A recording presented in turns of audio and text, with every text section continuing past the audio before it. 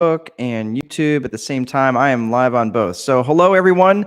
This is the Landlord Coach. I am Mark Dolfini, and I hope you're having an amazing day. This is Saturday, and as you know, this is part of the Ask Coach series. So, I'm going to go ahead and without any further delay, go ahead and do this because I do like to keep these fairly short so you can get back out there and live your life and live your time wealth the way that you're supposed to. As we know, we value time very highly here, and how you're spending it and how you're going out there and being intentional about what you're doing with your time. So many of us actually are out there doing the hustle, trying to build our real estate portfolios, but we often forget the whole reason why we're doing it in the first place. And that's the whole concept of time wealth, being able to control your calendar. And that's why when you're out there doing that real estate hustle and you're doing deals and doing this and that, I want you to be careful, because that gets addictive, and that addictive behavior never changes. So so I want to make sure that you are going about this with the end in mind about what life that you're trying to create when you're getting into the real estate business, because you really where you're coming from in a place of abundance, okay? When you're thinking about the lifestyle that you want to create, you often have to think about the where the money's going to come to pay for that, right? And cash flow is where you get time wealth, and that's what helps create control of your calendar. So we're going to talk through the Ask Coach series here really fast. This is for members who are able to ask questions directly to me and send in questions throughout the week. So this one, we're just going to tackle one question today because I feel it's a fairly important one that a lot of people don't really ask. So I'm going to put this up. If you're watching this on Facebook Live, I'm putting a poll up that says, do you accept credit cards? And I know that those of you watching this on YouTube, you can't see that, but you can watch the replay you can watch the replay on Facebook, and then in the members section you can watch the replay for anything. If you're a member, you can see those all the time. Anyway, so do you accept credit cards? Yes or no? So this is going to be an important consideration if you're going to be self-managing your credit card, you're self-managing your properties, and how you're going to accept payments. So this particular question, it came in kind of fragmented because the lady who asked said, let me see if I can find the email. It said, hey, Coach, my husband and I recently bought our 5th rental. Congratulations. And things are going well. It seems the one bottleneck that we have, and you often talk about bottlenecks. Sorry, it's not. She's going into a different story here for a minute. But the bottleneck we're experiencing is related to accepting payments. Yes, I can see that. And then do you think it's worth the cost of accepting credit cards given the merchant service fees and so forth? And what do you recommend? Who do you recommend in terms of a merchant service provider? Okay, good question. So the question basically is, first of all, should you accept credit cards as a landlord? And this is something that that's one of the main reasons why a lot of people don't want to deal with individual landlords, because there's only one method of payment generally, and that's a check. Like they only want to rent check, and they only want it in one particular way. And back when I was an individual landlord, that was the biggest problem I had. But I couldn't accept payments online. I didn't have a fancy website. I didn't have all those mechanisms in place that property managers had, many property managers, and even some large scale landlords had. I just didn't have the ability to do that. So the reason in the argument for me, I'm just going to say, first of all, let me answer the question. Should you accept credit cards? I would say wholesale, yes, you should accept credit cards. And it may not be for really the reason that you're thinking as to why, because I know you're thinking, well, off the top, why should I accept credit cards if I'm going to give up 2 or 3%? And I agree with you. But the reality is that you can automate payments and make your payments so much easier to collect if you have a credit card already on file. And if you have a mechanism in place, now again, we often talk here on, with the Landlord Coach, we're often talking vision, infrastructure, process, right? So vision, infrastructure, process. So let's say our vision for our future is, and I didn't get to ask Claire. This is Claire from Vermont. So Claire, I didn't get to ask you what your vision is for the future. What's your vision for your life? You said you just acquired your 5th rental property. Congratulations. How many is it going to take for you to live your vision?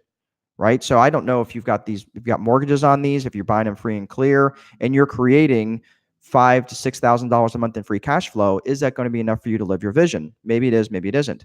But the point is, when you have your vision very clear, then you're going to say, okay, well, really, I don't want to be spending all my time collecting rent. I don't want to be spending time driving around collecting rent, banging on doors, doing that sort of thing. I don't want to spend time going to a post office box collecting my rent checks on the third, fourth, and fifth of the month.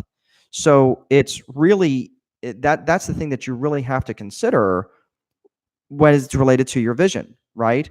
So when you've got your vision in mind, you could say, well, really, if your vision, for example, is to spend 3 months out of the year traveling with your children and your husband, okay, that's not going to work out well for you. That infrastructure won't work well for you if that's your vision, right? That's where you always have to begin with your vision, first, because you're asking me about infrastructure improvements that necessarily I can't tell you if it's a good idea or not. Now, I can tell you mostly because you don't want to be spending all of your time managing your rental business. That would prevent you from having that infrastructure, having that piece of infrastructure, and then finally that piece of process, the P of the VIP paradigm, the VIP system. That is you being able to accept credit cards and having people pay automatically online, and then their account is automatically updated through your property management software. And then even bonused is 3 days later, you get the check or the funds directly deposited into your account. So I don't see how that is necessarily a bad thing at all when you are when you're trying to live this vision out, right? Does that make sense? I think that uh, when you're framing your vision in your head, I want you to think of really what it is. That's why we start with vision. That's why we start with vision, then infrastructure, then process. So if you are, let's just say for argument's sake that you're bought into the idea of accepting credit cards is necessarily a good thing. Okay, fine. Let's go ahead and say, all right, so if that's the case, if living your vision for the future is going to be, thanks for the thumbs up. If living for your vision for the future is going to be, doing something with your family or something that's outside of your rental business, then fine. So now you're going to put that infrastructure in place of saying, okay, fine, how do I do this? So most property management software providers do have the ability to accept payments directly through the resident portal, and they may provide the merchant servicing, or they are working with a third-party vendor who does the merchant servicing. Merchant servicing in this particular case is the bank, okay, that basically accepts the payments. All right, that's what you have to think of it. So Visa isn't the merchant servicer; they're just the provider of their credit card, right? But Bank One, right, or Bank of America, or who, I mean, most banks provide some sort of merchant servicing. So basically, they service the merchant. They're the one there's the portal to Visa. All right. So if you think of it that way, so the merchant servicer, it could be a third party. That's fine. They make their money by charging fees. So what Claire was talking about earlier was, am I going to give up 2 or 3%, depending on, and American Express is the most expensive, but am I going to give up 2 or 3% of the revenue, of the total revenue? So if you have $1,000 of rent coming in, you're giving up $20. Am I going, or 20 or $30, depending on if it's 2 or 3%. So is it worth it for me to give that up to get that money? Now, if you're a property manager, that can be stiff because you're only making 10% maybe on the 1,000, and then you're giving up 2% of that. So if you're a property manager, it's a little bit of a different argument. But we're specifically talking about landlords right now. So does it make sense for you to give that up? Well, yes, I would argue that it would be, because you're getting your payments timely. But on the other side of that, you are able to charge those fees back to the residents in some cases. And I say in some cases because there are some states which will not allow you to charge a premium for accepting a different method of payment, right? So, for example, I am pretty sure in the People's Republic of New York, that you are not allowed to mark up your service if you're accepting credit cards. So it's illegal to do that there. So you have to be careful about different states and making sure that your state laws will allow that. Now, most other states will allow you to do that. They're saying, okay, fine, if you're going to pay with a credit card, then go ahead and charge that back to them, the 2% or something along those lines. If you're accepting an e-check, a lot of times it's only like $2.95 through the merchant servicer, and you can even charge that back, so it doesn't cost you anything. And it's these merchant service, these convenience fees. The utility companies get away with charging them, so I don't see why at all the landlord tenant industry should, or the property management industry should be penalized for that. So keep in mind when you're charging those fees, if you're charging those fees back, not every state will allow you to charge those fees back. But so do your due diligence, make sure you're checking with your attorney if you're allowed to do these sorts of things. Kim Hurd, who's also in the property management industry, is joining me today. Hello, Kim. So if you are accepting credit cards or you're accepting e-checks, just understand that you should be allowed to do that through your property management software provider. Now, I know several of you out there, especially small-time operators, are still resistant to the idea of having property management software.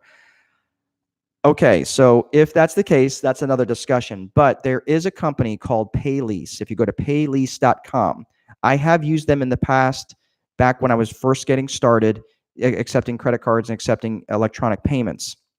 They are a little wonky to work with, but they are ultimately a good company, and they do take a little long to get your money to you. I would say an extra day, versus maybe if you were using, say, Square or something like that, which maybe turns it over fairly quickly at times.